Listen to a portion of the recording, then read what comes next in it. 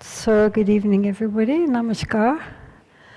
I'm sorry, I think the people at the back can't see anything. My apologies. I would stand, but there's a camera looking at me, so I can't. But I hope you can hear me. Can you hear me in the back?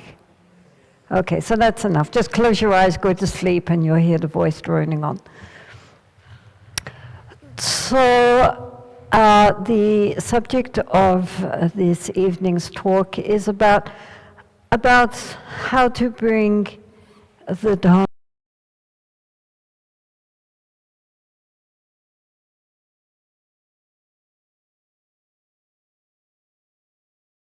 because we all have daily lives, right? We all have everyday lives, and it's very important that we integrate our everyday life with some genuine spiritual principles. Sometimes Buddhism, at least in Buddhist countries, people think, going to the temple or doing a meditation course or reading a book or chanting some mantras, that is Dharma. And then the rest of the day is everyday worldly activity. And also, of course, especially in the Tibetan tradition, most books start by assuring you that the first thing you have to do is to give up all your worldly life and go and live up on the top of a mountain. So that gives the idea that in order to genuinely practice, we need to renounce everything and go away, and that if we stay in the family, if we have work, if we have jobs, if we have social life, then that is just a lot of wasting time, a lot of worldly activity, and of no benefit. So if we think like that, then clearly the Dharma is a waste of time. So that, I think, is a very mistaken way of looking at what genuine spirituality is about. Not just Buddhism, but in general, any kind of spiritual path has, how can I put it? Our daily life is the Dharma. It's not separated. When we're doing religious things, that's Dharma, and everyday life is worldly activity, and then there's this big division. Then never ever will we transform, because the amount of time we can give to strictly considered to be religious activities compared with our everyday life is so small. So the talk this evening is really about how to make our daily life our Dharma practice. Because it's very important to recognize that Buddhism is not just about studying Buddhist philosophy and understanding difficult intellectual concepts. Nor is it only about doing formal meditation, retreats, vipassana, or any other kind of practices. That is Dharma. Workplace, dealing with the problems of life, that is not Dharma. Then it's not going to work. If we look, even in traditional Buddhist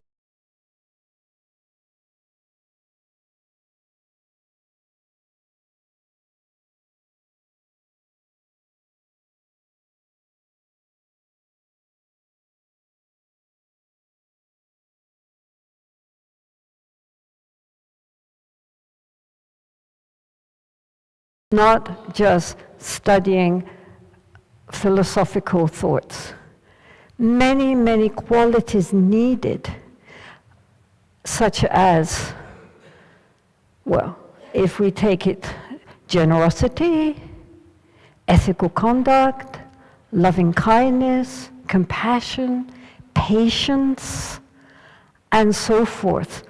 All of which, if we think about it, require other people. They require that we are actually living within society. Because if we just by ourselves or in a very formal meditation environment, then we can think that we are being very kind and very ethical and very patient and so forth, because that environment is set up for that. But what about when we go home?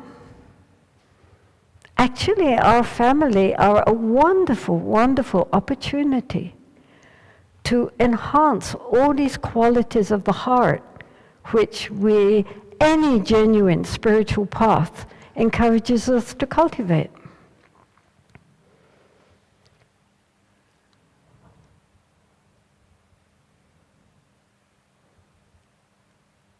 Our families are a wonderful opportunity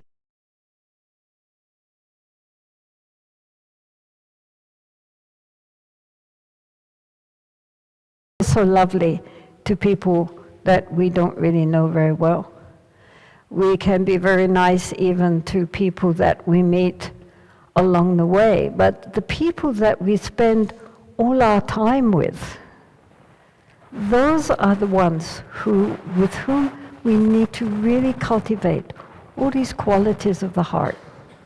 So right from the beginning, okay, let's make our day into our Dharma practice. It's very useful in the morning to start with some very...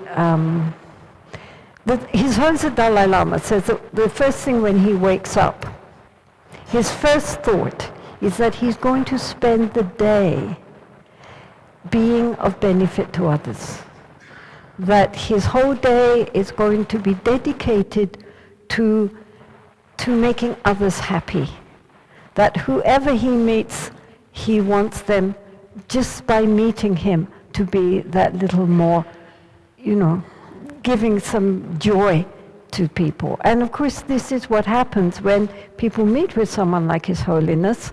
Then, even if it's a very brief meeting, they feel enhanced and inspired just by meeting him, because his intention is for the other. So that's his first thought when he wakes up. He doesn't wake up and think, oh God, another day.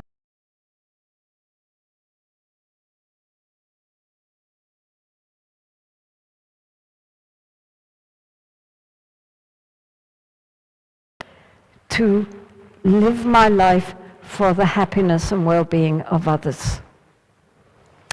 And so we can do something like that.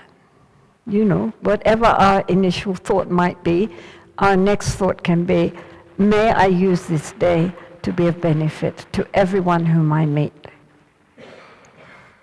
Then, if we have the chance, please do a little quiet practice. It's very helpful just to set the tone of the day by sitting, even for 5 minutes, 10 minutes, if we don't have time for more. Just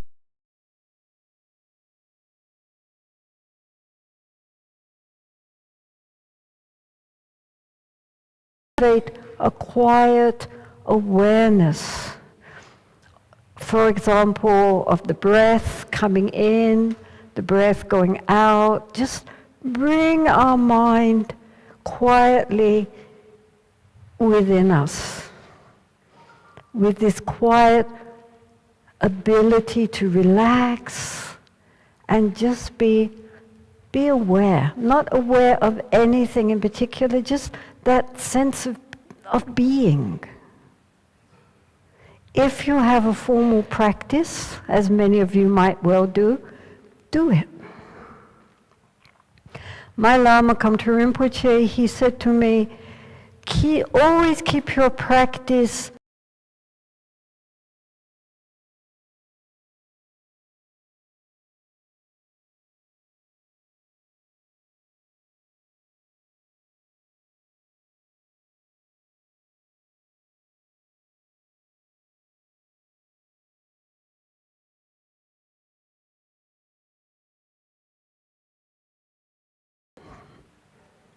Then if we have more time and more enthusiasm, we can do longer.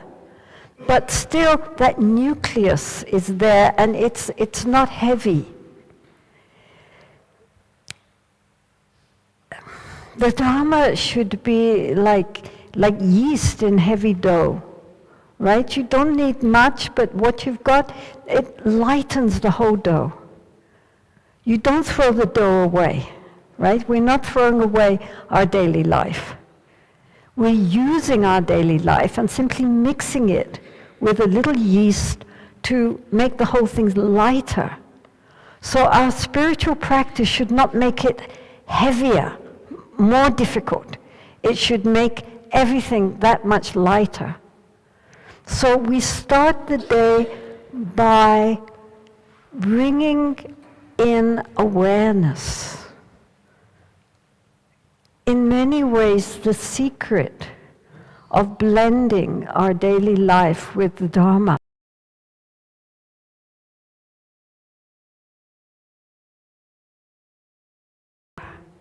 more present.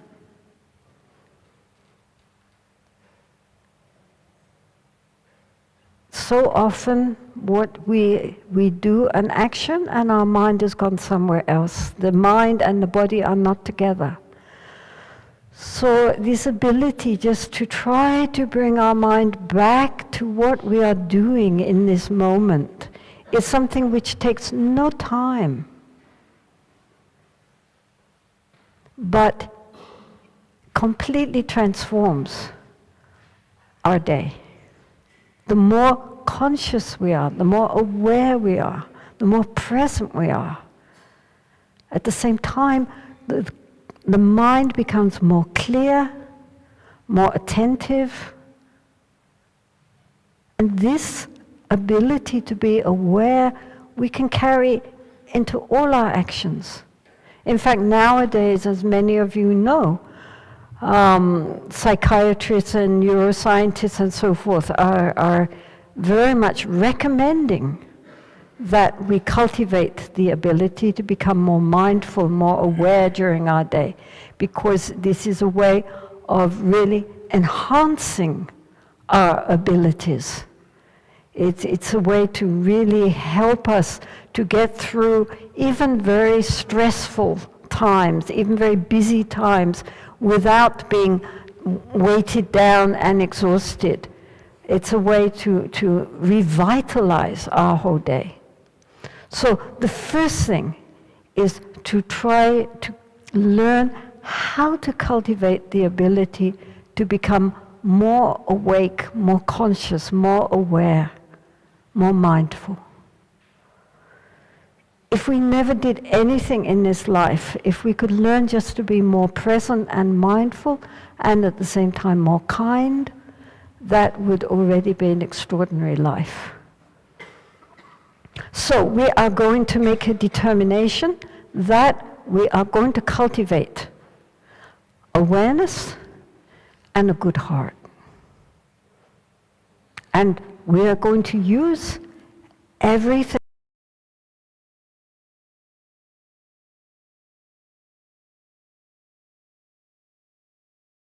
Kindness, what does it mean? Kindness comes from the understanding that just as I would obviously rather be happy than miserable, all beings would rather be happy than not happy. You can, if you're living in a city, you can really sit and think about this, because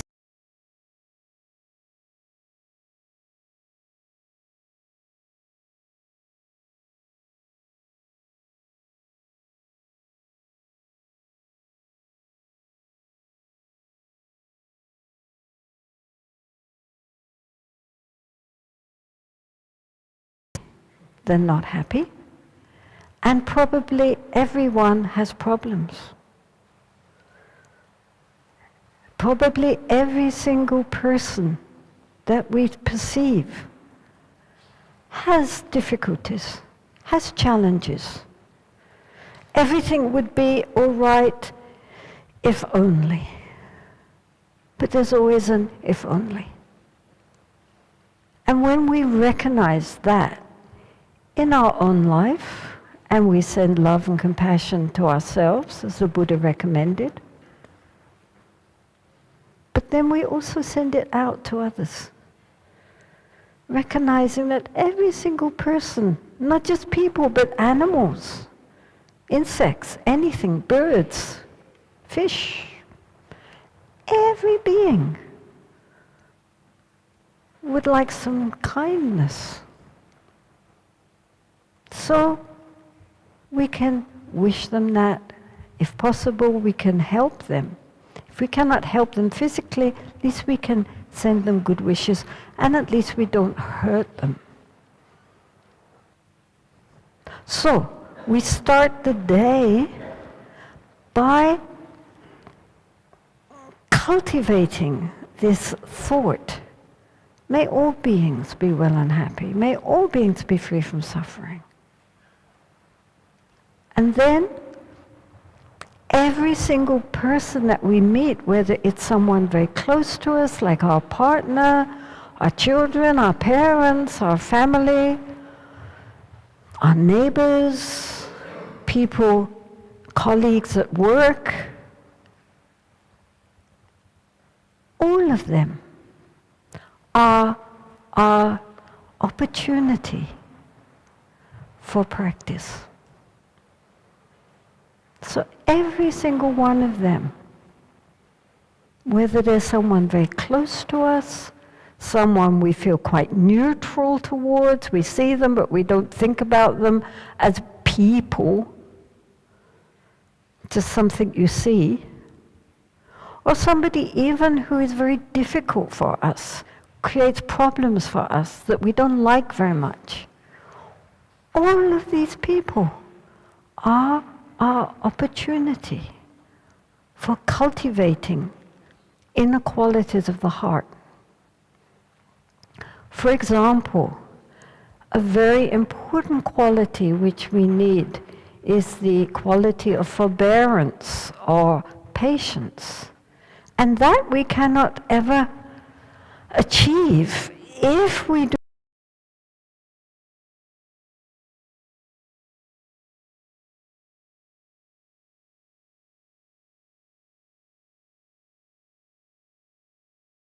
and is always sweet and kind. Well, that's lovely. And we think, oh, I'm ever such a lovely person, really. Look, I'm always nice. But it's because everybody else is nice. And that's nice, of course. We would like people to be nice. But nonetheless,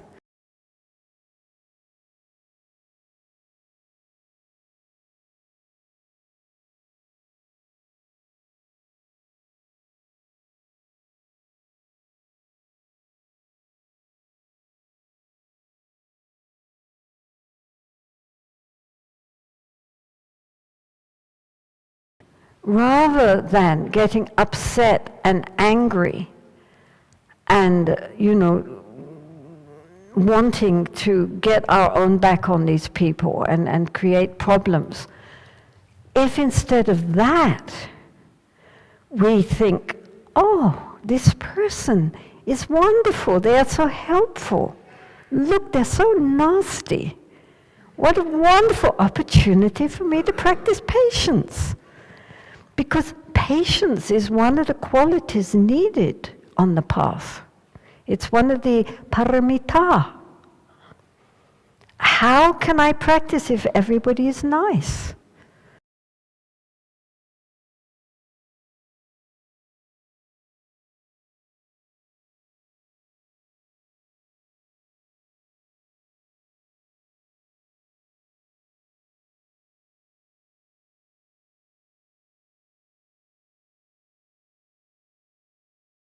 Naive, and in situations where people are trying to cheat us or are really abusive, that we just let them get away with it. But even if we stand up for ourselves and, try to rectify the situation skillfully, it still should come from an attitude of understanding and compassion, fearless compassion, rather than anger or fear. Because if we respond to difficulties by becoming angry and defensive, then that just creates more and more reaction from their side, reaction from our side. And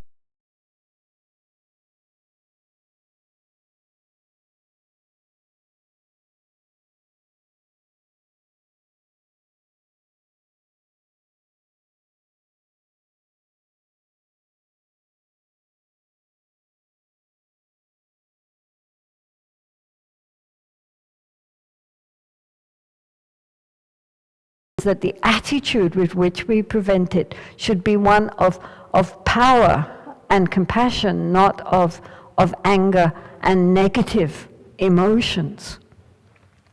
This is very important. This is again why awareness is very important in our daily life, because we should try to become more conscious of what is going on inside us. When people, when we are dealing with people, then what emotions are being evoked? And if they are negative emotions,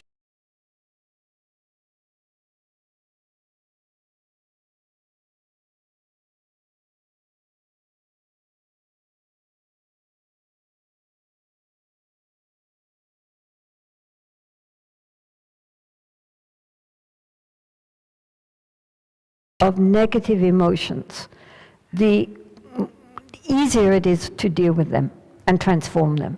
If we don't notice them until they're well ahead, then it's very difficult to draw back.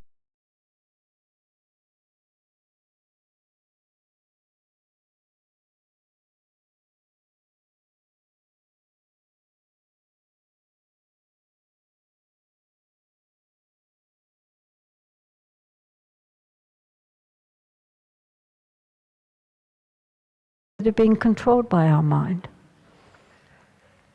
Anyone who has ever tried to meditate will know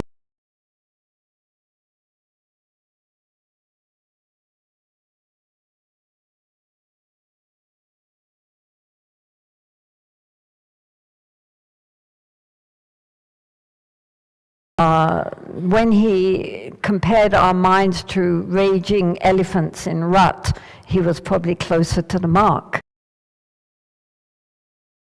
Ever looked at their mind and tried to bring their mind to one-pointed concentration will know that we are not even the masters of our own minds.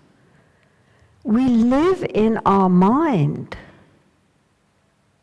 Even in sleep, we cannot escape from our own mind.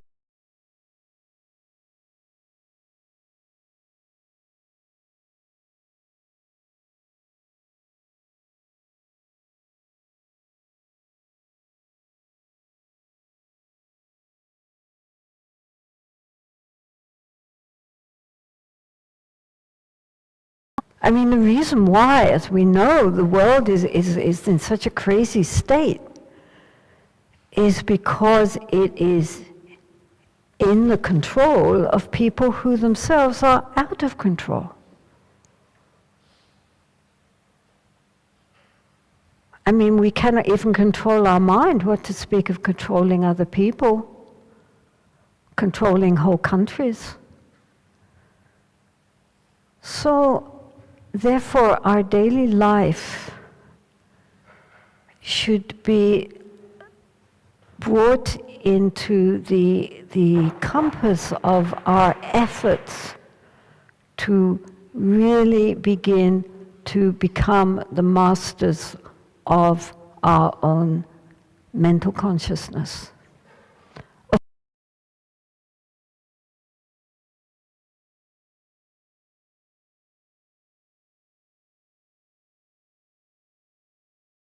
But you cannot spend all your time in retreats. And the important thing is to take your daily life and make that into a practice. What do we need to practice? We need to practice awareness.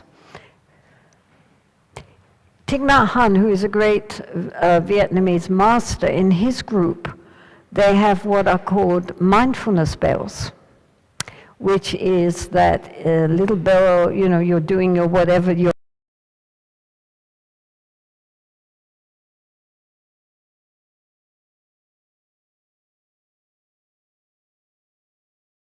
But in this moment, what is my body doing? How is my posture? What is happening in the mind? What am I thinking?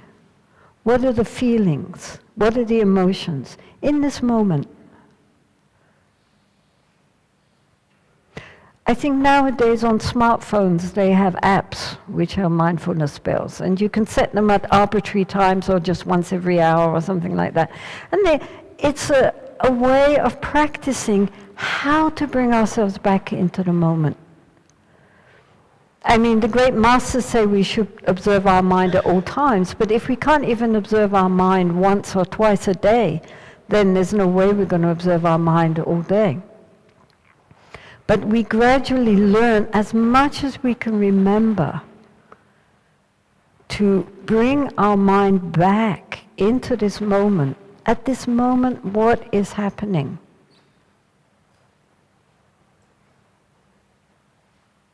How the body feels. What is the state of our mind? And during the day, if we find that our mind is in a negative state, then to recognize that, accept it, and change it. And so all the people that we are meeting during our day, all the activities which we are caught up with during the day, all of this is our opportunity to cultivate awareness, to cultivate kindness, to cultivate compassion if people are having problems, rejoicing if something good happens to somebody, and even if it's something which we had wanted for ourselves and it's given to someone else, to rejoice for them that they are happy. And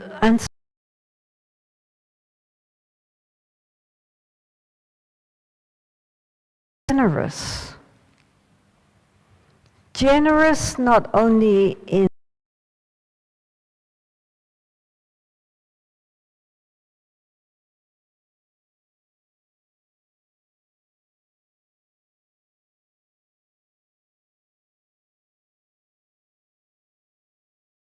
listen. That is also a very important generosity. To just be there for someone. Even we can't solve their problems, but we can give them our attention, and we can give them our empathy, our sympathy.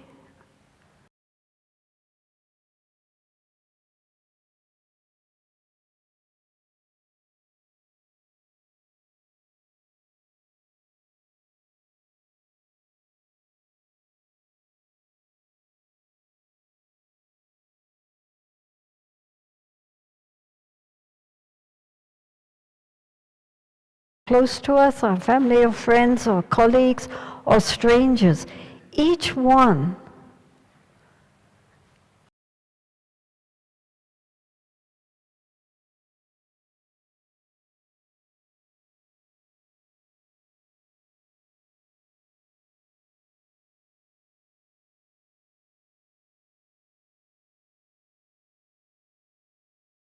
His Holiness the Dalai Lama is so loved is because he has this ability that whoever he meets, even if it's in a line of people, each person that he meets, he acknowledges them.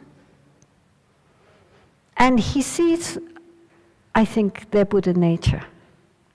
He sees their potential. He doesn't see the mask which we're all wearing, he sees the true person behind the mask. This is why politicians often look very stiff when they meet him. You know, they don't want him to look at the person behind the mask, right? That's very threatening. But ordinary people, it moves them very deeply because they feel that he sees them and totally accepts them with love and compassion. He doesn't judge them. He just totally, for that millisecond even maybe, he's with them. And so people are very moved by that. And so we are not the Dalai Lama, but we can nonetheless recognize that we can give people that much attention. All of us, every single being. The Buddha said, there's a story in the sutras where the king, I think it was Bimbisara, was on the balcony with the queen. And he said to her, well, I've been thinking about it, and you know, I think that in all the world, I love myself the most. Who do you love most, my dear? And so she thought, and then she said, yes, I think you're right. In all the world, I love myself the most, which I don't think was what he was hoping for. But anyway, then they went to the Buddha, and they said, look, we've been discussing this, and we realize that in all the world, we love ourselves the most. And what do you think? And the Buddha said, yes. To each one, his own self is most dear. For that reason, we should give loving kindness to all beings. Because for each one, their own self is most dear. So then why not acknowledge that? That each one is very sensitive to their own well-being and their own suffering. And if we feel that about ourselves, then we would be aware of that for everyone else. There is no high or low. There is no important or unimportant. Each person, doesn't matter their social standing, is most precious to themselves. And just as we, therefore, do not wish others to hurt us, therefore, we should show the same respect and caring for all other beings. So it's logical, isn't it? If you think about it, right? I mean, there is no high or low as far as everybody's self-concern. So therefore, we should respect that in all beings. I mean, even just a smile, even just thank you. I was reading an article today in the newspaper, maybe you read it too, about how rarely Indians say Dhanyavad. And why is it that Indians so rarely show gratitude? And they were saying, fortunately nowadays, even people who don't speak English have gotten more into the habit of saying thank you, and you're welcome. And so even though they don't get into shukriya or dhanyavad, at least if they say thank you, just that acknowledgement of others. People who serve us in the public sphere. You know, conductors and waiters and everybody. It doesn't matter, I mean, whoever. Each one is precious to themselves. And just to thank them for anything which they do. Say thank you. Smile. I mean, if you see somebody who is looking especially nice, tell them, oh, that's very nice. Oh, thank you. And maybe it's made their day. It's so simple, it's not difficult. And when we meet difficult people, then again, to recognize that this is our opportunity to really look at our own mind and to transform our natural reaction of wishing to retaliate by considering that they are giving us this great opportunity for practicing genuine patience. It doesn't mean that we suppress anger. It's not about suppressing. It's about recognizing and transforming. It's not that we, it's not ever that we suppress our negative emotions. It's that if negative emotions come up, we recognize them, we accept that that's what we're feeling, but then we really make efforts to transform that and recognize this is our opportunity for cultivating more positive emotions and not giving way to negative emotions. So our day is filled with opportunities for practice, all based on this basic quality of being aware, being mindful, being present, and seeing that everything which we do, if we do it with mindfulness, with attention, is a Dharma practice. What do we think Dharma is? Buddha Dharma is all about taming the mind. The Buddha said, let the wise man tame his mind. A tamed mind brings happiness. So we're trying to be happy. And we bring happiness by making others happy. How many people throughout our day can we bring just that little more happiness to them? By being polite, by being friendly, by smiling, by saying thank you. It's not that difficult. We don't have to be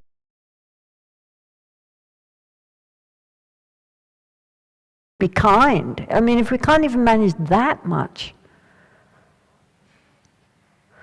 Sometimes people, they have, big gurus, and they've done so much sadhana, and they've done so much practice, and they've done so much this, and they've done so much that, and they're still not kind.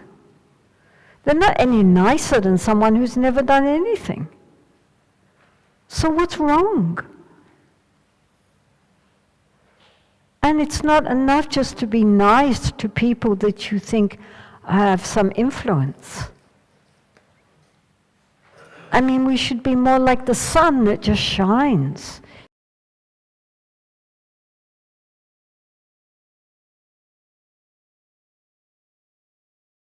Light, and to give warmth. So during the day, we cultivate this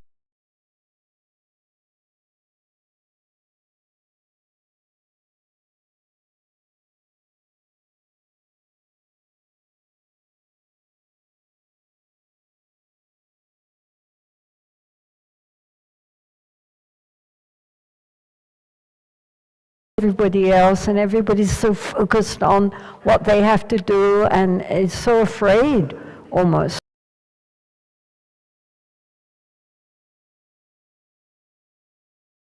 I mean, I'm not saying in India, but certainly in other countries, if you smiled at a stranger, they would probably jump, and sort of get very nervous, especially on a New York subway or something. You start smiling at everybody,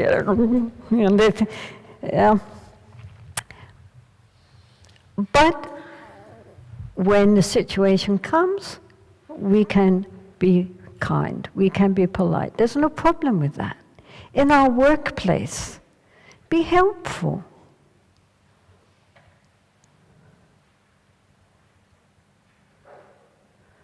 Be kind, and especially to people who are having problems themselves in being kind.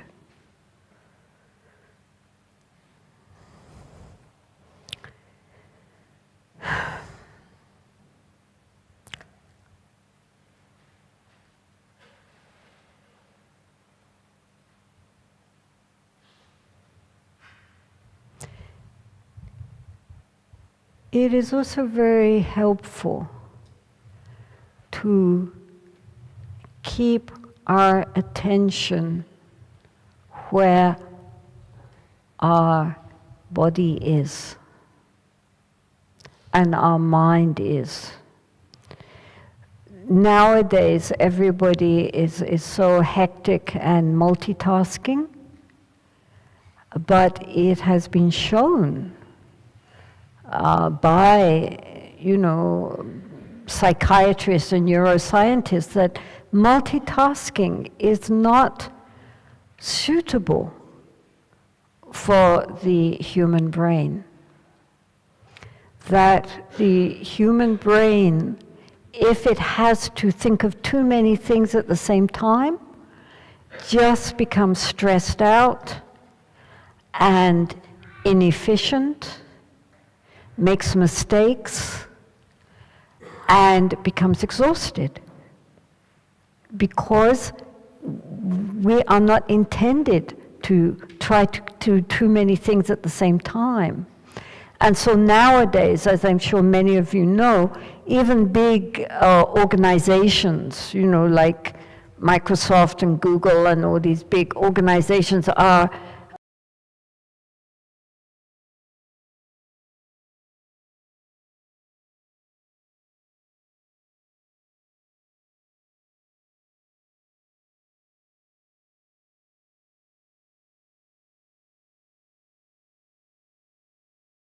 not burn out too soon.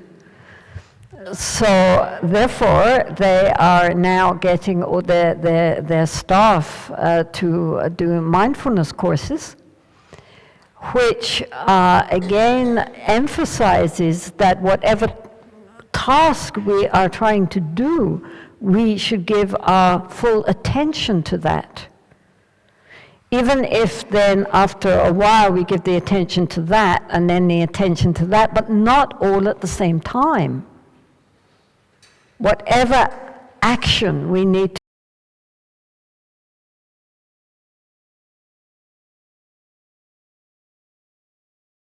own, and not all background discursive thinking or trying to hold on to something we've just done or something we have to do in the future.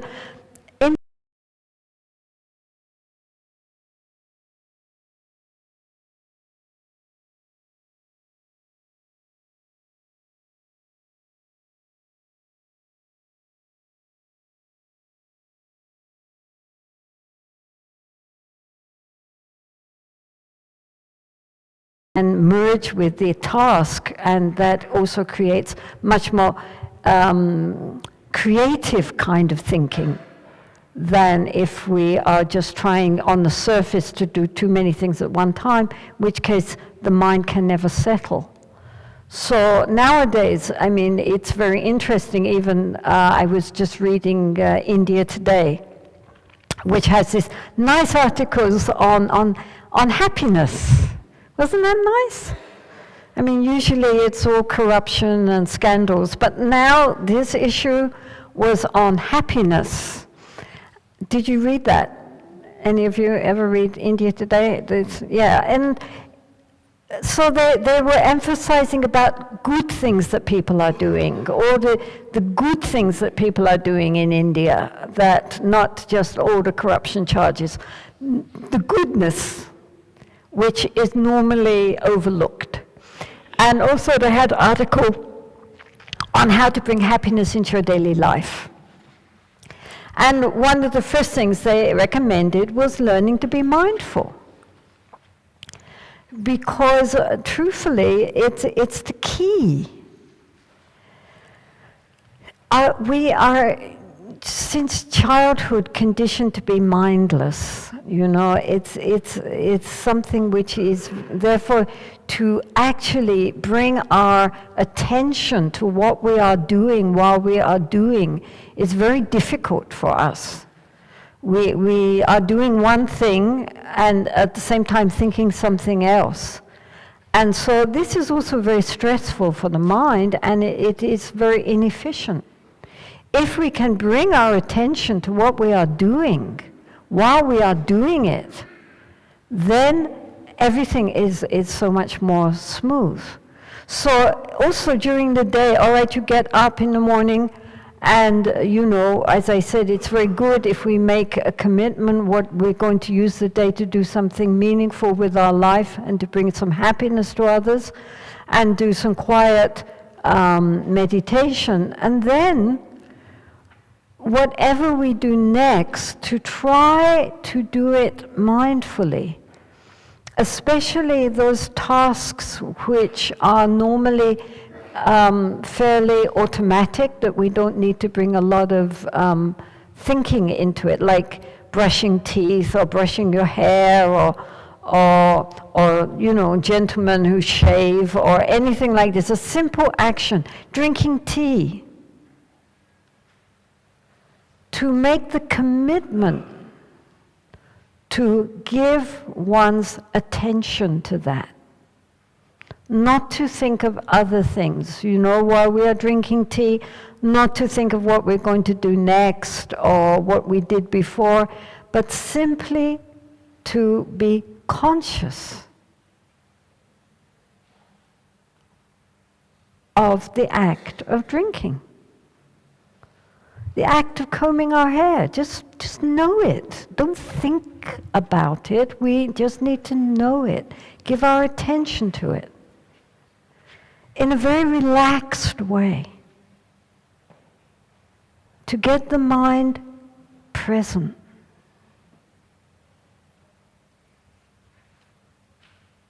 And then throughout the day, as I say, as often as we can remember, to bring the mind back into the present moment. What are we thinking right now? What are we feeling right now?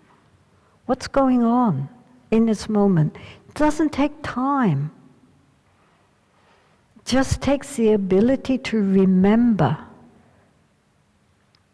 The word which in English is translated as mindfulness is the word smriti, which, as you will know, means to remember.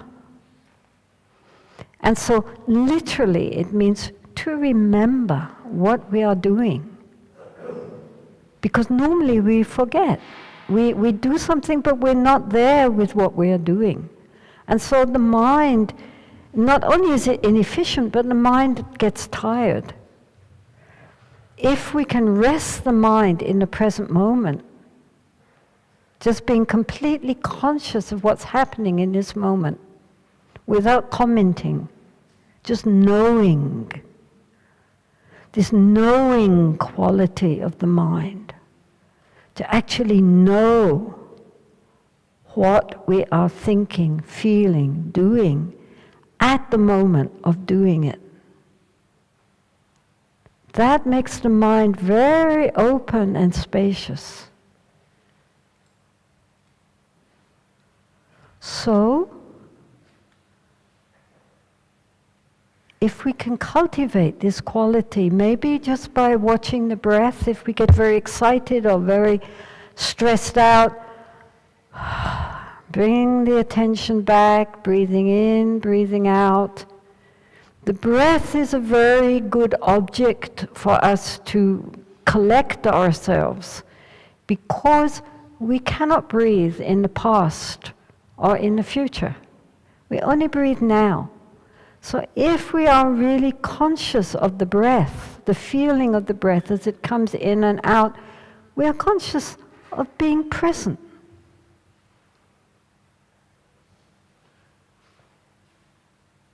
So, at the end of the day, before going to sleep, we can think back a little. Those things which, if we did things where we got upset or angry or greedy or anything like this, we are sorry about that. We'll try and do better next time. And those times when we did something good, something, we made an effort, then, well, good, nice. We must do more of that next time. So in this way, we can encourage ourselves to take our daily life this moment to moment to moment. It's not a matter of taking time.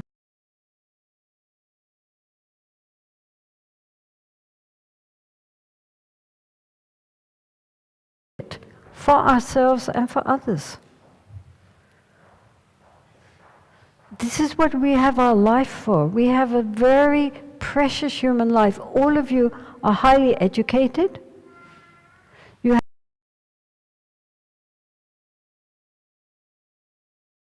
for to benefit yourself, to benefit others, so that,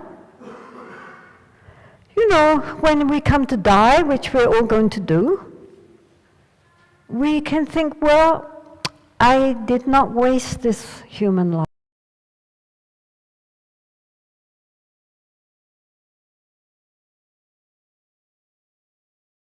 Without regrets.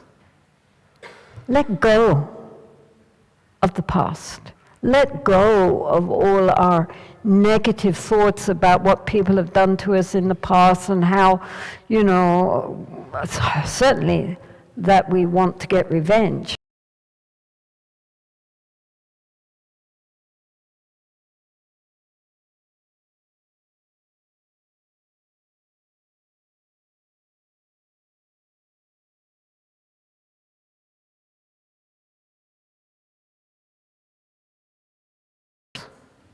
We forgive ourselves. We encourage ourselves. We make friends with ourselves. The first thing is to make friends with ourselves. So many people don't like themselves. Well, that's not very kind. We're stuck with ourselves. We should at least make friends. We can't leave ourselves behind. The Buddha said, first we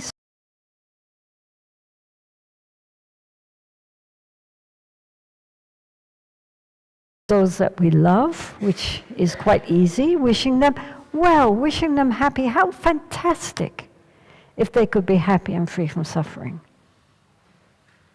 Then people that are neutral, that we don't know, we don't really think about whether they're happy or not happy.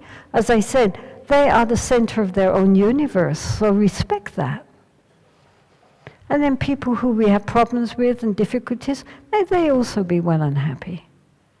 People do bad things mostly because they are very deluded or because inside they are not happy. May all beings be well and happy. Not just that one, that one, that one. All beings. If beings were happy, this would be a very different world. So, to cultivate the qualities which we need in this life of tolerance, kindness, compassion, attention, we take our daily life and we use it. We don't think that just, you know, half an hour's practice now and again is going to transform. It's a moment by moment by moment task.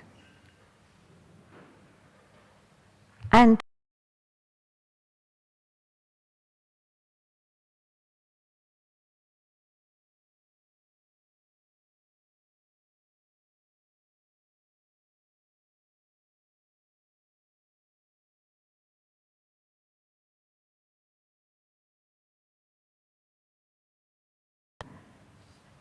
no. It's right now, exactly in the situation we find ourselves in, that is our opportunity to practice. And if we really bring the Dharma into our daily life, recognizing that all the qualities of generosity and ethics and tolerance and kindness and compassion and wisdom, seeing things clearly how they really are. There is no time like right now, and there is no place like right here. This is it. You never had a better opportunity in all your life. This is it. It's not something which we just can put off.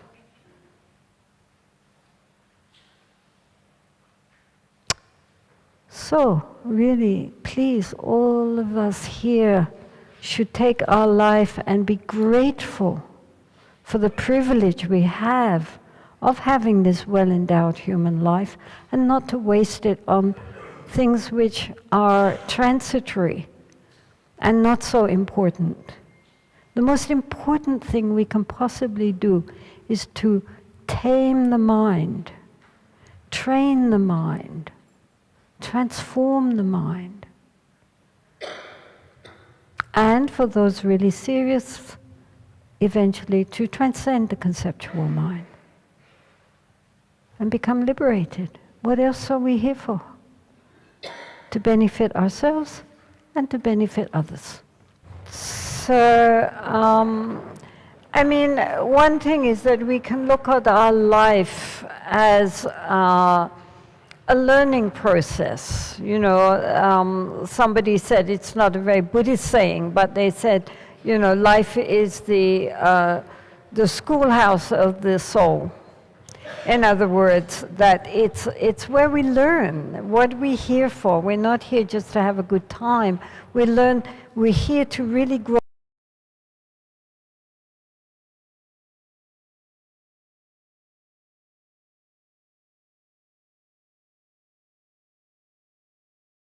Go well, then they're very happy. And as soon as they don't get what they want, then they go into rages because they're children and they don't know how to control their emotions. And then through the years we grow up and we get gray hair and wrinkles and but inside, so often we are still just children. When things go right, we're all smiles, and when things don't go the way we want them to go, inwardly we feel so much anger and tension and rage, just like a little child. And so the Buddha, he talked about ordinary people. He said, are the childish. And the path is to mature, to grow up, so that we are no longer controlled by these negative emotions of something I like, I've got to have it, the greed and grasping and attachment to pleasure, and the anger and aversion and hatred towards anything which is unpleasing. So these emotions which in a small child are understandable, as we grow up, we should be in control of these emotions, not controlled by them anymore. We're still inwardly the childish. And so these negative emotions are in all Buddhist schools. The negative emotions are greed, this craving for pleasure, and anger, aversion, this negativity, pushing away of what is unpleasant. And then the general sense of dullness, of ignorance. Of course, in Buddhism, that is mostly in ignorance is based on the ego. And then along with that, pride and jealousy, fear and so forth. But these negative emotions, all Buddhist schools are concerned with how to deal with our negativity, these negative emotions, and especially our greedy, clinging, attached mind, and our angry and irritable, frustrated, depressed, pushing away type of mind. And of course, all of the based on the root of our avidya, of our not knowing our true nature. This is our problem, is that we identify with all the wrong things, and we completely identify with our sense of ego, of I. But that is not our true nature. And so again, the practice on a deeper level is to recognize how we identify with all the wrong things and come back to our true nature, which is our very pure primordial awareness which is like the sky.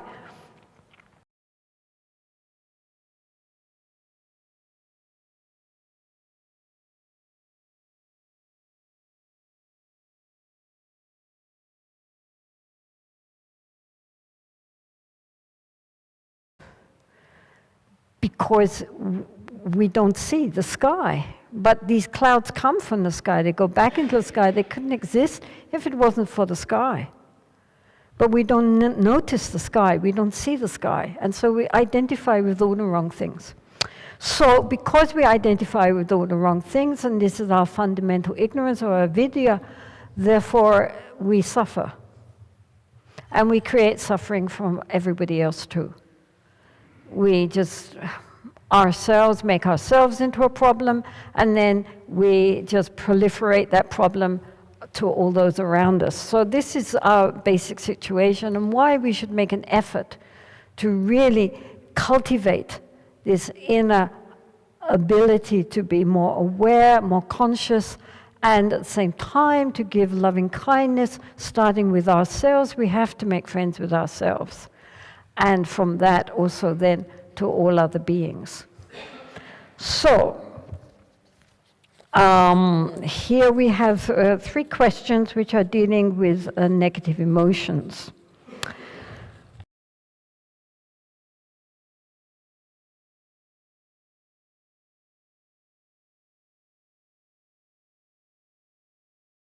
To not having negative emotions. And how can I transform my anger from the past when I still feel it within me?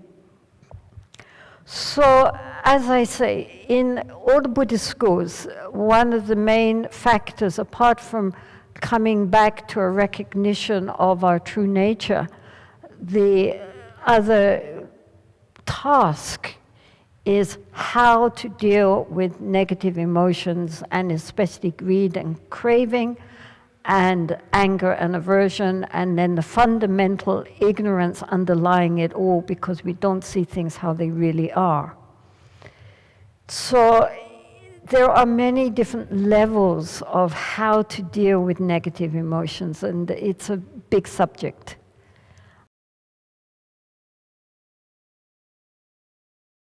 Read a book on it. But anyway, in general, anger, for example, because that is a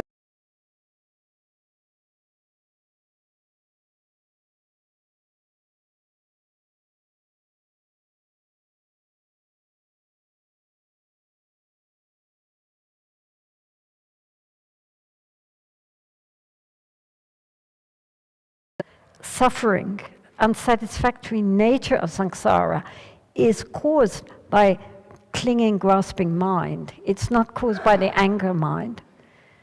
So our clinging, grasping mind is very deep in our psyche, but because it often is in our mind associated with pleasure, therefore people don't want to get rid of that, although that's the real cause of the problem.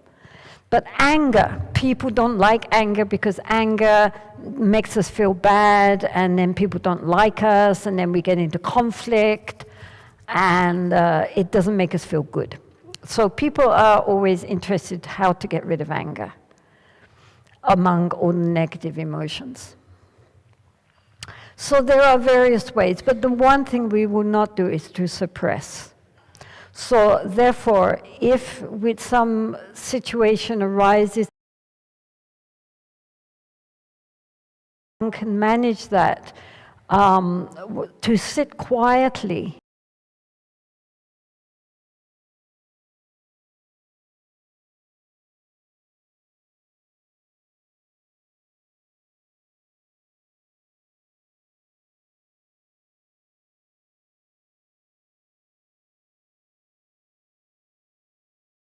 Which arouses a sense of outrage and anger while we're sitting quietly.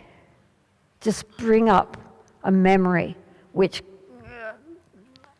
evokes a sense of anger. And look at it.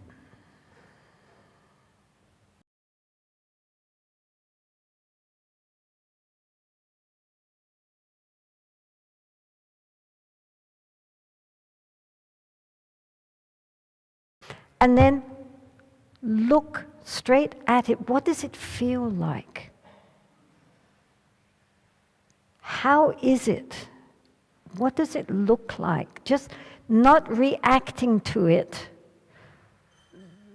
but really knowing it. How it feels in the body. Where is it in the body? What is the feeling in the mind? How does it feel? Know it. Really look right into it without fear.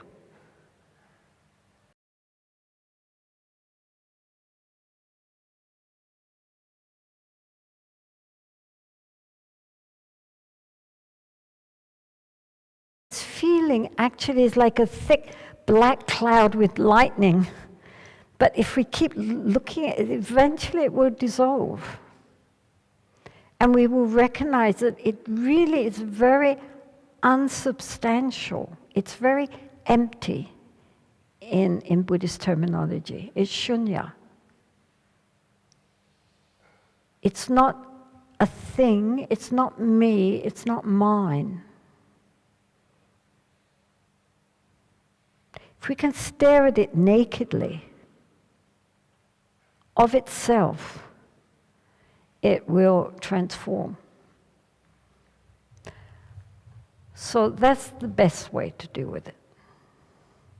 If we can't manage that, then the next thing to do is to try to cultivate compassion and loving kindness to the object of whatever that feeling was. The opposite of anger, obviously, is non-anger. So therefore, the Buddha recommended loving kindness. When we practice loving kindness, we start with loving kindness to ourselves. This is very, very important. This is not just some New Age thing. The Buddha himself said, first, we have to make friends with ourselves.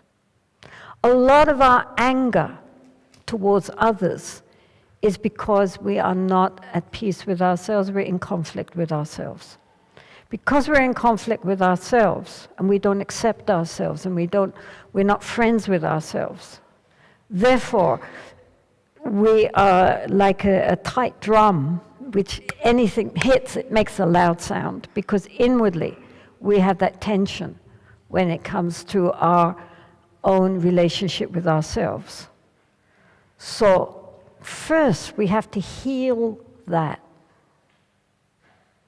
We have to heal. And so therefore the Buddha said, first we start with giving loving kindness and compassion to ourselves, wishing ourselves well, imagining how wonderful it would be if we did feel happy, if we were free from suffering. And to forgive ourselves. I mean, all of us have faults. If we didn't have faults, we wouldn't need the Dharma.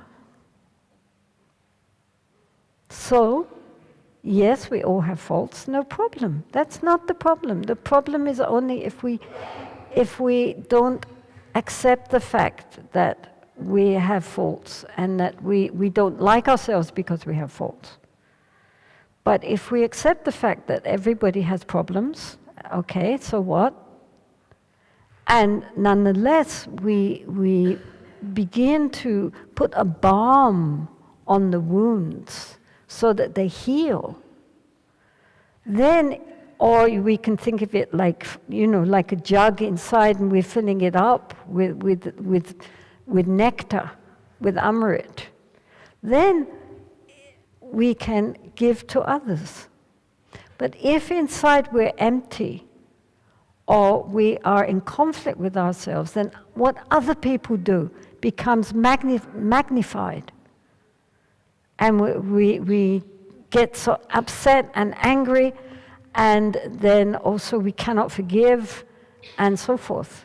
But the crux of the matter is that we are not at peace within ourselves. So first we have to be at peace within ourselves.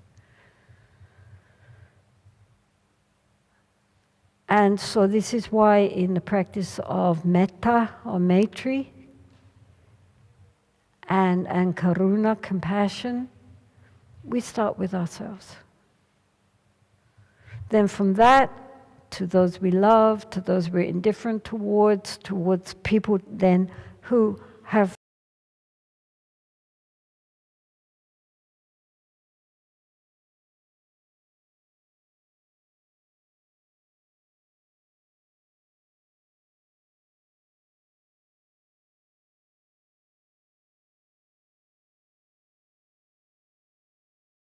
our own wounds, then we can quite easily be open towards all others. So our negative emotions, when they come up, we recognize them, we accept them, and then we see how in that moment we can transform them. But later we can do practices specifically for whichever is our particular problem, which is our particular negative emotion. I mean, they're in different, negative emotions have different practices to help. Like jealousy, then we practice rejoicing in the happiness of others, and so forth. So, the cause of our negative emotions is our ego.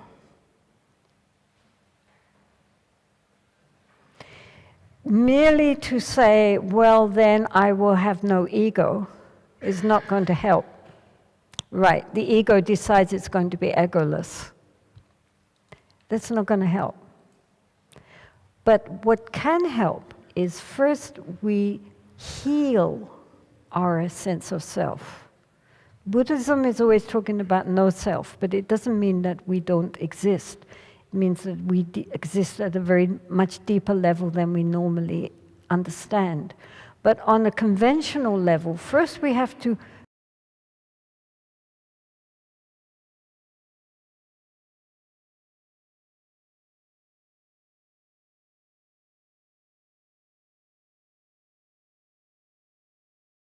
the sense of ego is going to walk on the path towards the dissolution of ego. We cannot walk on the path if that sense of self is fractured, weak, injured. It has to be healthy. But it's that ego which is creating these negative emotions. This greed towards what is pleasurable, aversion towards what is unpleasurable, all based on our essential not seeing things how they really are, our ignorance. So if we can eradicate ignorance, then automatically the negative emotions dissolve.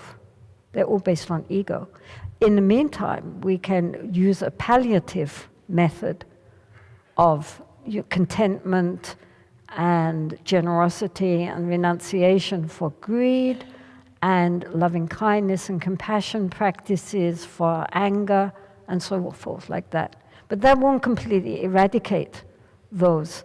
Only a very deep insight into the nature of egolessness and the true nature of the mind will actually completely eradicate our negative emotions.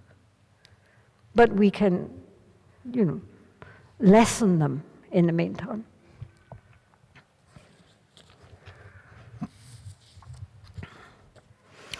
Despite all the advantages which a householder's life offers, isn't the monastic life essential and critical to liberation? No. It's helpful. It's helpful insofar as, of course, there are less distractions, and most of the time is devoted to study and practice and so forth. But of itself, it's the mind which is liberated. So we can be wearing monastic robes and have an extraordinarily samsaric mind, let me tell you. Or one can be in the household with a family and a workplace and have a very, very spiritual mind. It's the mind which is liberated. So yes, it's very, monastics are like the professionals, but nonetheless, I mean, just because people are wearing a robe and have shaven head does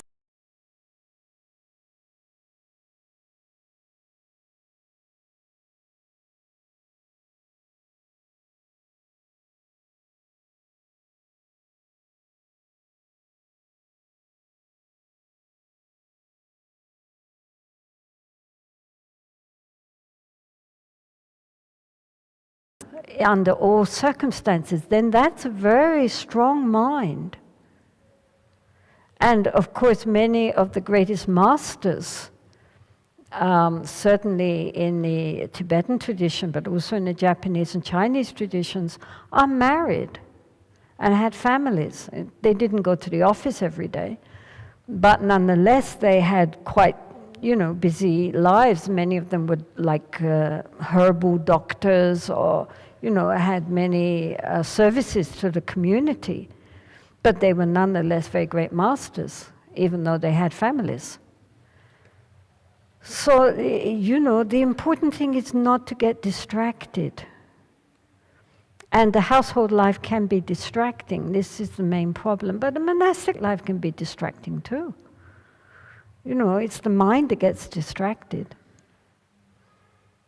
So I do think as a householder it is helpful to, from time to time, to do short retreats.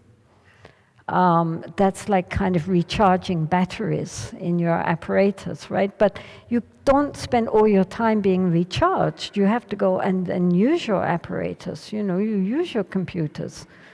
That's why you're recharging. So, if one can keep a mind which is fairly, focused and clear and good-hearted in the midst of the, household life and the tumult and chaos of city life, if despite all that one can more or less keep one's mind focused on what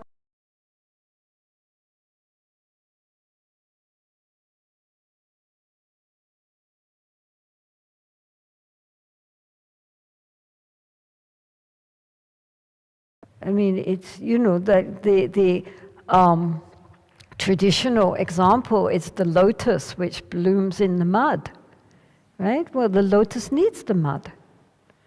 And then that, if in the mud of samsaric existence, if from that you can, emerge as a lotus, then that would be fantastic. So, I mean, yeah, I'm not saying that there's anything wrong with the monastic life, obviously, but nonetheless, not to think, oh, well, this lifetime, I'll just do what I do, but, I'll pray hard to come back and become a monk in my next life. That's not no. Right now, whatever your situation, that is the perfect situation to practice.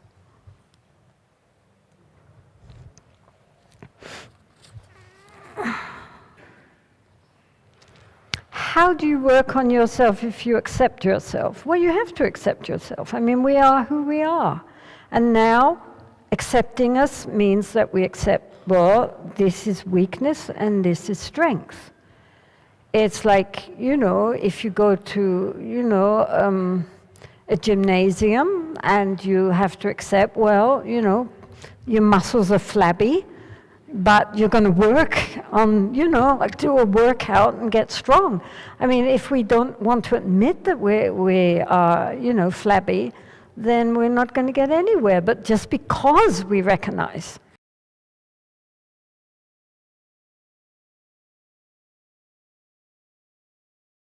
I mean, so of course we don't get angry with ourselves or pretend not, that there's no problem. We accept that there are problems. Of course, that's why we need a path.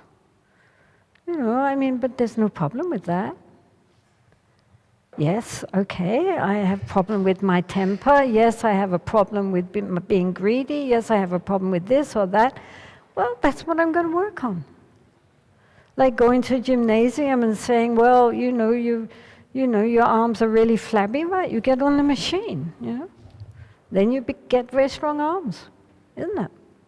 So it's like that. Often I find myself finding reasons to avoid meeting friends for casual chit-chat, and I have always wondered if I'm being not generous with my time. Well, you know, one of the faults in speech, apart from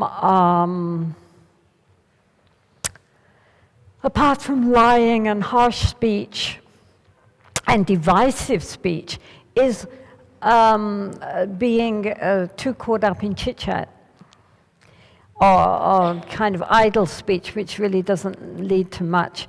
This is why the Buddha recommended that we should have good friends, meaning people who share basic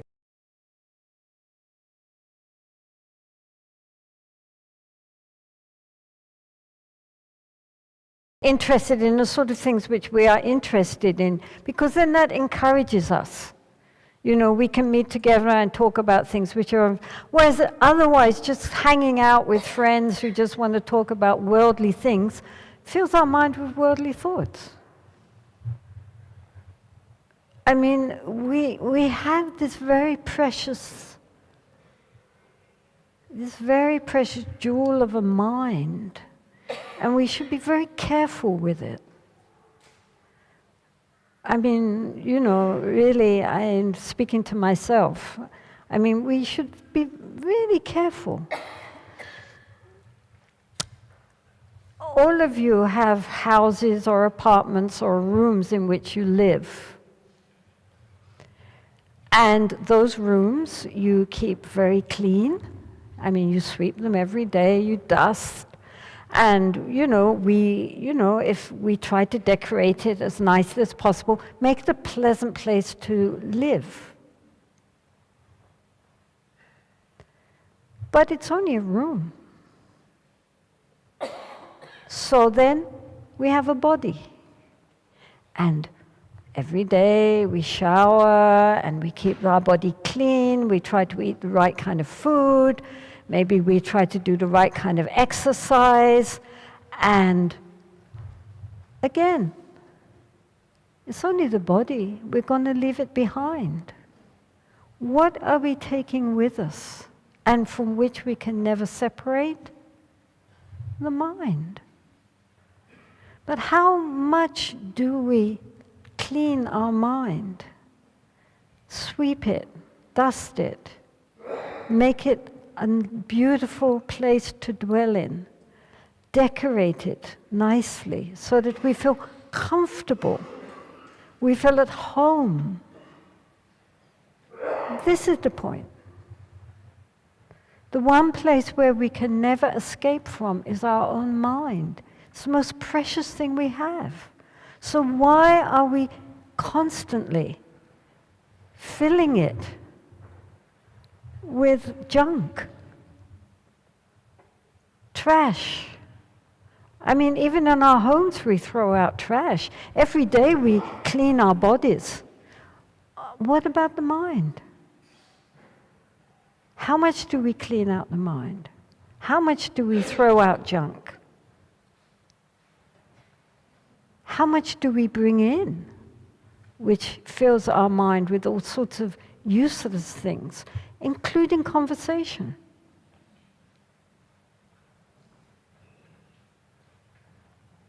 So we should be careful, because this is where we are dwelling, and the mind, our consciousness, will go on.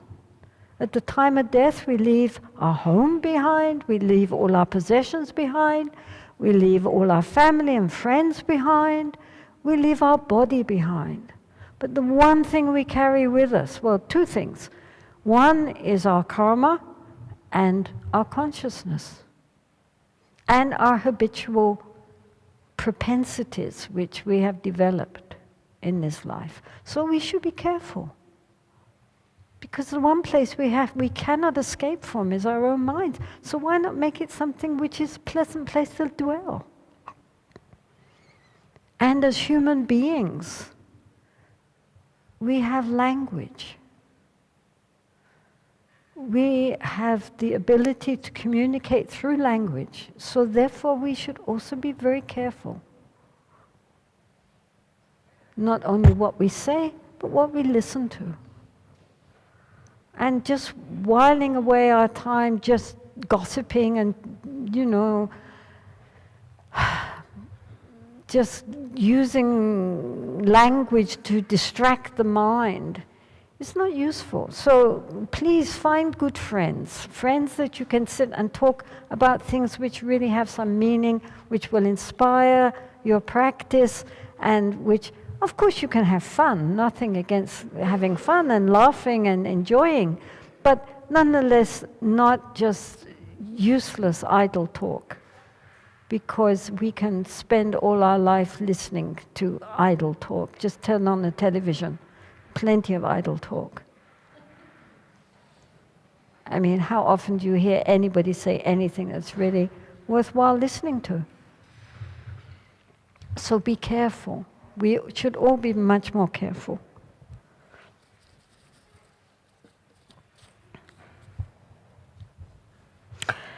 Is the practice the path or wisdom the path? Well, practice is the path to lead to wisdom. Obviously. That's why we practice, to gain wisdom. Wisdom means seeing things how they truly are and not how they are projected by our distorted consciousness. We're not going into that here, but the fact is that most of what we experience is based on our unknowing. So we need to come back to a state of knowing, pure knowing. That is wisdom. For that we need practice. We take birth, we love, we make relationships, we make money, houses, we make babies, career, and die one day. All life we are constantly working. Why should we put in conscious effort to do all this if we know the end? Well, because if we do all this with awareness, then we are learning to come back to our basic nature. I mean, here we are stuck in samsara. Well, just saying, well, here I am in samsara, I don't want to be in samsara, is not going to end samsara. I mean, here we are, going round and round and round on the wheel. Then the best thing to do is to accept that we're doing all these things in our life, and we can do them with good motivation or with bad motivation. I mean, it's up to us. I mean, otherwise what are we going to do? Either we kill ourselves, which doesn't seem to be very useful, because then we get reborn again, or else we just sit there.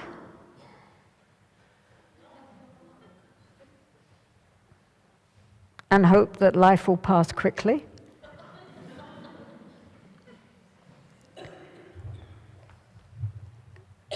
We have to act.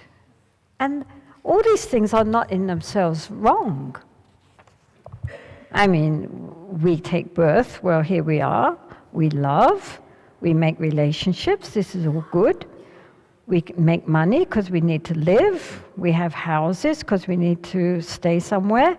We have babies because otherwise the world would run out of people. Might be a good thing. We have careers and we die one day. Well, it's all right. So the point is that either we can do this with awareness or we can do this with non-awareness, and that's the point. Either we can do this to cultivate the qualities of the heart which are needed to come back to our true nature, or we just waste our time. In themselves, these things are not good or bad. It depends what we do with them.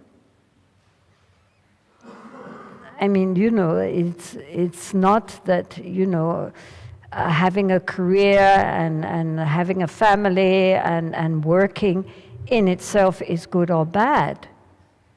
But if we are totally distracted the whole time, or we think that these things are the be-all and end-all of life, then we just are part of the process. It's just going to carry on and on and on, lifetime after lifetime.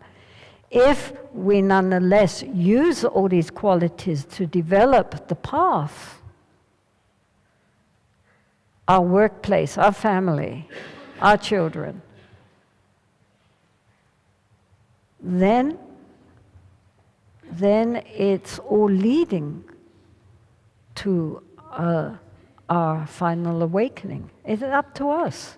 How distracted we become, how bogged down we become by all these things, or whether we use them to cultivate the inner qualities which are needed for awakening. In order to awaken, we need qualities like loving kindness and compassion and patience and so forth. For that, we need other people. We need life's challenges to develop, and as I say, to grow up. We're all trying to mature, to become adults finally.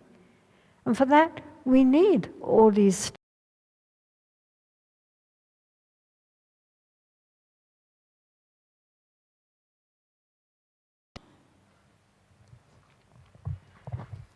But of course, the problem is, this endless round, how to get out. How should we act with toxic people in our lives? Give them lots of love. Tonglen, this meditation where you take in the darkness and you give out light, that's very useful with toxic people. It changes the poison into amrit, into nectar. Without toxic people, how will we genuinely learn loving kindness and compassion? If we only have loving kindness and compassion to nice people, then, that anybody can have that. The real challenge is to have loving kindness and compassion to people who are absolutely obnoxious.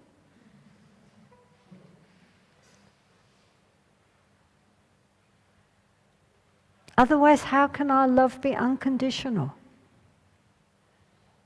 And genuine love is unconditional. It's not a matter of whether that person is a nice person or not a nice person. Doesn't mean we condone their toxicity. Doesn't mean we say it's okay. It's not okay, and they're making bad karma. So we can have compassion. I think if we really are meeting with somebody who's very, very really difficult, we can think, would I want their mind? And we would surely say, oh no. And so we can feel compassion. Imagine being imprisoned in a mind which does these things, says these things. How sad.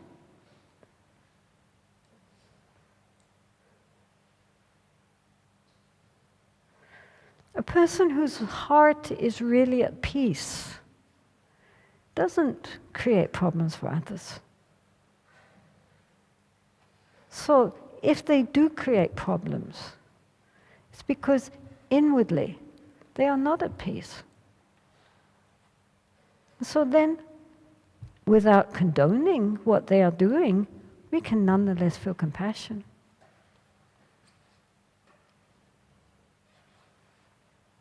And genuine love for all beings. As I say, the sun shines on everybody, doesn't discriminate.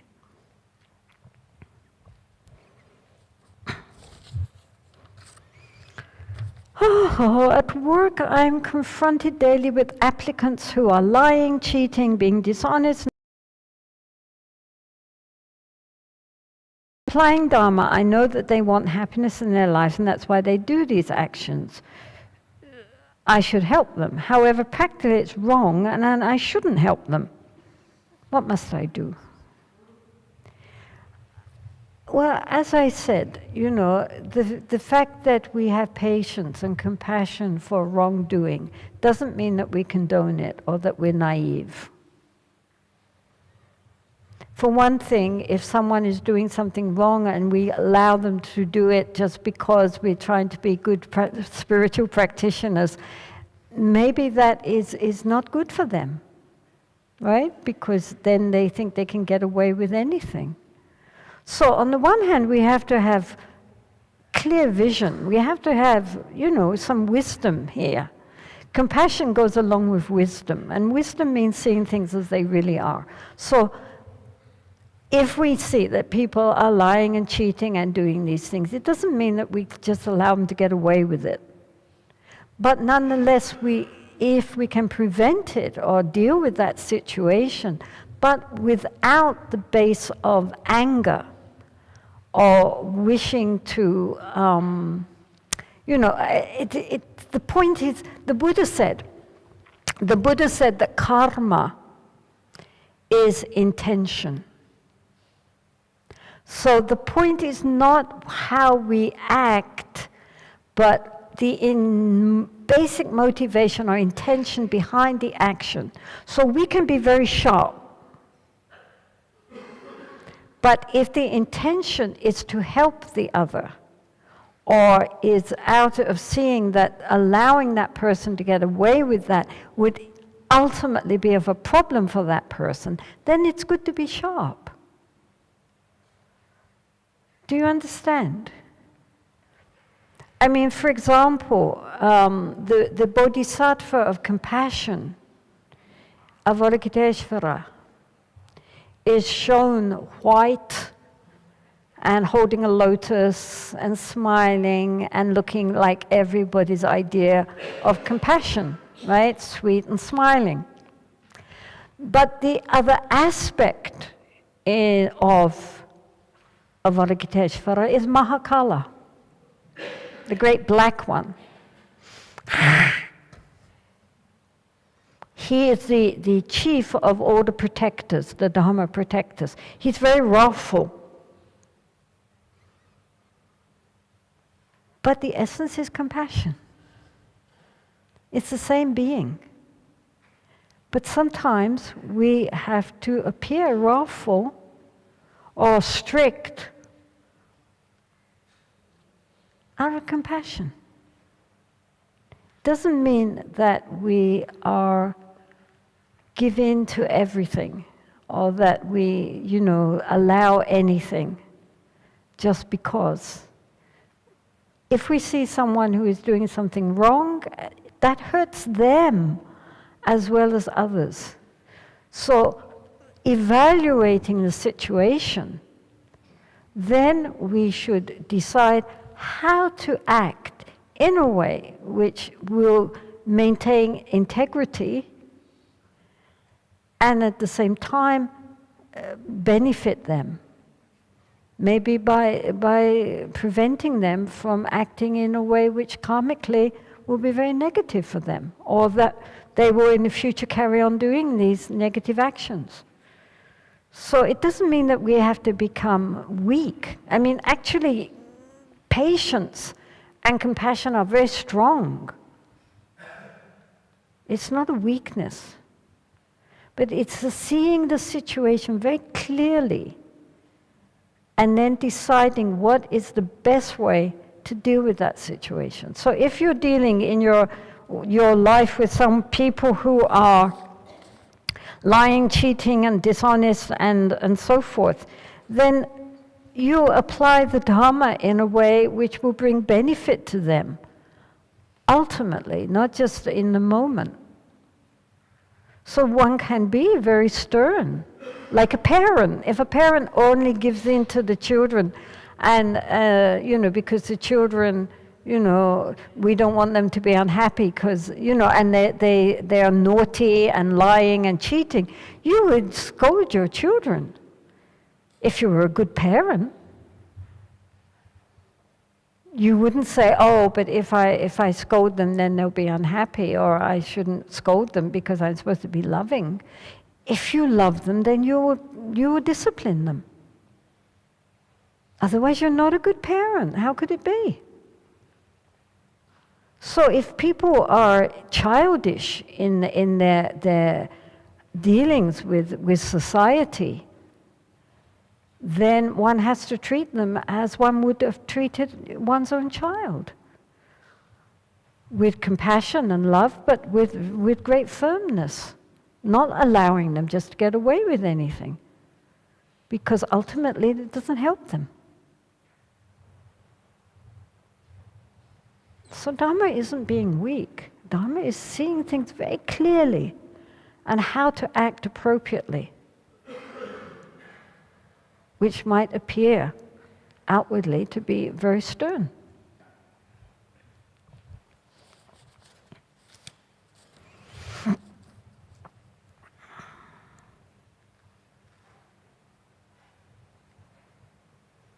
So again here, she said, how does one deal with being cheated upon? Well, exactly, you don't allow people to get away with things, if possible.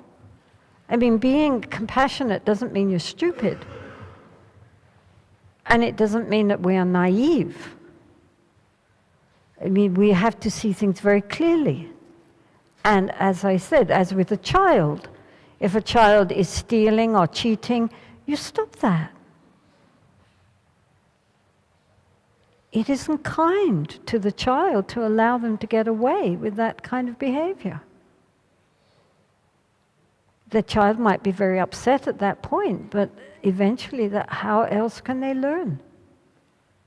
So if someone is cheating us or being very abusive, then we have to stand up to that, but not from anger and fear, but from a genuine compassion and clarity of how to respond to their actions in a way which will prevent them from causing more harm.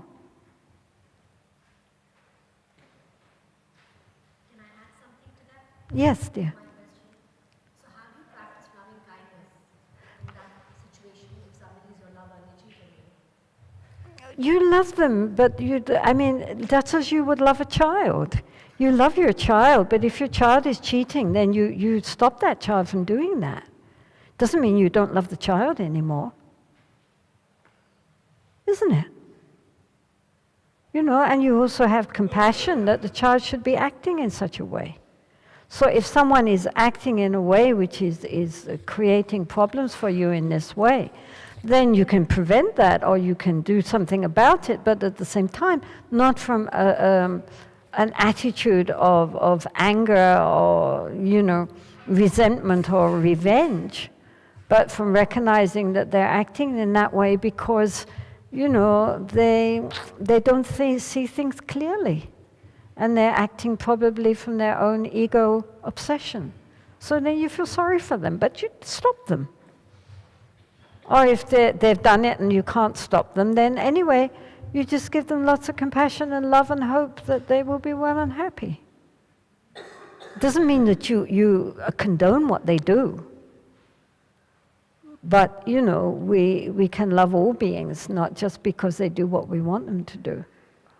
I mean, how sad, if someone does things like that, they're making very, very negative karma for themselves. It's very sad.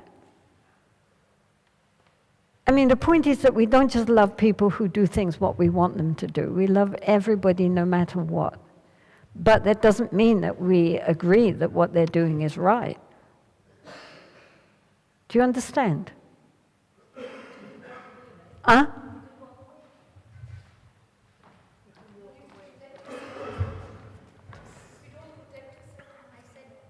Away, it's okay to walk away. Well, you can walk away, or at least you can recognize that this is what they did, and it was not the right thing to do, and you're really sorry that they did it, but nonetheless, you don't want revenge. If they nonetheless, you wish them to be free from suffering and happy. Because they're sentient beings and they're messed up like everybody else. And isn't that sad? Dear me, we're making such horrible karma for ourselves and other beings and creating so many problems. And we're so messed up and we just don't see things properly. And how sad that is. And if you think about that, then it's quite easy to feel a warmth towards them, even if they're hopeless. You know? Don't hold it in your heart, that's the point. Because if we hold resentment in our heart, then we are hurting ourselves. We're not hurting them, we're hurting ourselves, which doesn't make sense. We're doing to ourselves what only our worst enemy would wish for us, and that's stupid. So release it, let it go. Don't hold it. It doesn't mean that you agree that it was a good thing. It wasn't a good thing, but you don't have to hold it, you know. Let it go. We learn from everything, you know. Really, sweetheart, let it go.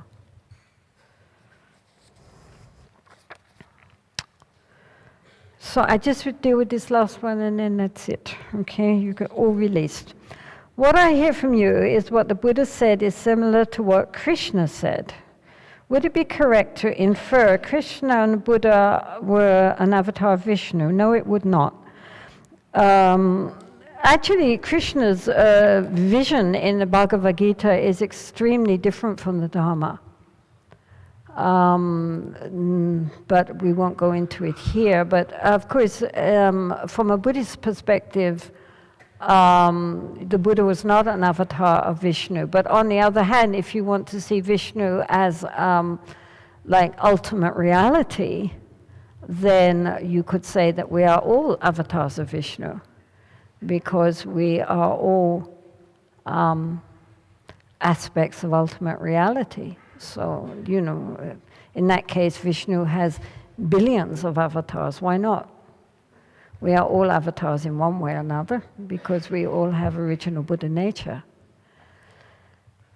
I mean, throughout history, great beings have been born into this world, and because we are so immersed in ignorance, then, you know, they come and they try to wake us up. And then, you know, for a moment, everybody begins to wake up a bit, and then we all fall back to sleep again. And so we hope again in the future, more great beings will come and try to shake us awake. It's very hard for us to wake up from the sleep of our ignorance. And in many different parts of the world, great beings have appeared, and in accordance with the culture of those countries, they have, you know, given a message of liberation. So we should be very, very grateful to that. And India, of course, is especially well endowed with very great beings who have been reborn again and again throughout Indian history and have had a tremendous influence on the whole of Asia. And so you can be very proud of that, because of any country in the world, nobody has given out more enlightened beings than India has. And so that's an extraordinary thing. And I mean, I think that despite everything which is happening in India as well as in the rest of the world, India still does hold that vision of something beyond our ordinary worldly existence. For example, as you know, in the times of India, they always have that little speaking tree. So in the middle of all the news about corruption and murders and rapes, and also every day the same thing, there's just that little paragraphs of sanity in the midst of samsara that just there to remind us what truth is in the midst of all this samsaric nonsense which they're reporting. And I don't know any other newspaper anywhere that does that. I think it's very Indian. It's very beautiful that every day, for how many years now, they have been reproducing from all traditions light in the midst of all that darkness. So, you know, and so the Buddha was born, chose to be born in India, Krishna chose to be born in India, Rama chose to be born in India, and that is part of your great heritage, of which really you should be very, very proud. because that was genuine wisdom which they gave. And, this is something which even to today is still alive, despite everything going on around it. Our true nature is always there.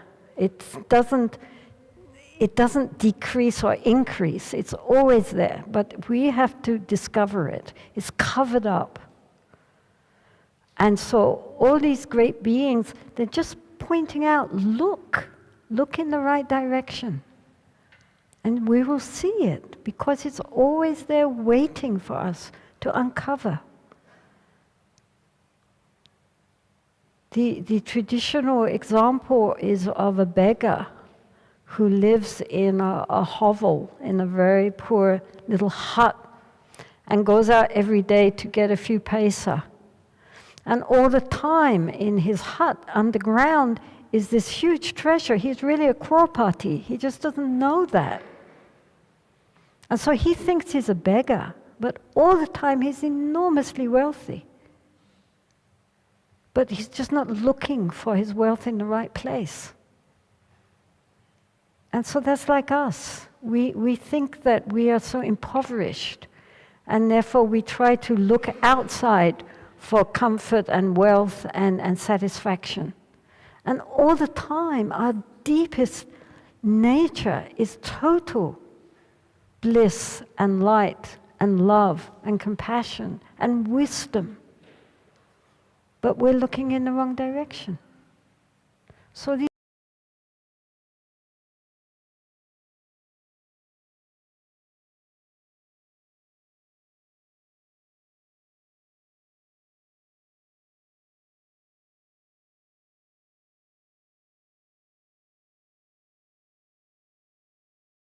meaningfully to cultivate these qualities of the heart and the mind, so that, as I say, when the time comes, we can die without regret.